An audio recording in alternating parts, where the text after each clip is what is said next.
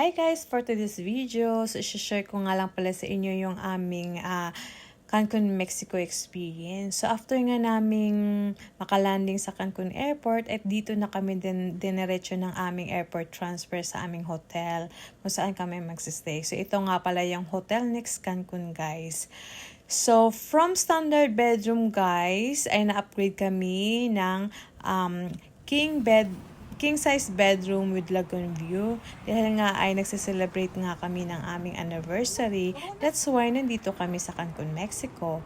So after namin mag-check-in guys, ay dumiretso na nga kami dito sa kanilang View Deck Restaurant. Malapit lang siya sa dagat. So habang nag-aantay ng waitress na magte-take ng aming order, ay nag-video muna ako. Tapos after matake yung aming order guys, ay yun nga ay kumuha na rin kami ng aming appetizer. Sobrang dami nilang choices dito guys. Meron silang soup, pizza, pasta, seafood. So that time guys, nung pumunta kami ay parang seafood day nila. So everyday guys, iba-iba yung kanilang theme na ginagawa dito na display.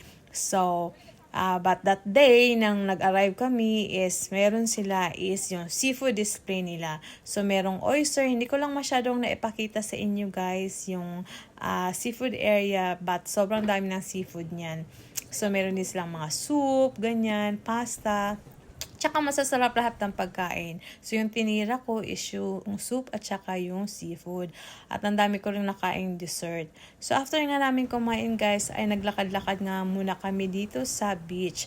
Tapos, sa pagdesisyonan namin, pumunta sa kalapit lang na mall kung saan kami nagsistay na hotel. So, malapit lang siya sa hotel guys. Malalakad lang siya. Tapos, ayun nga, after na namin maglakad dito ng 1 hour, ay umuwi na rin kami guys dahil sa sobrang pagod from biyahe. Tapos, ayun na nga, itong aking asawa ay nauna na nga siya guys at naaburido sa akin dahil picture daw ako ng picture.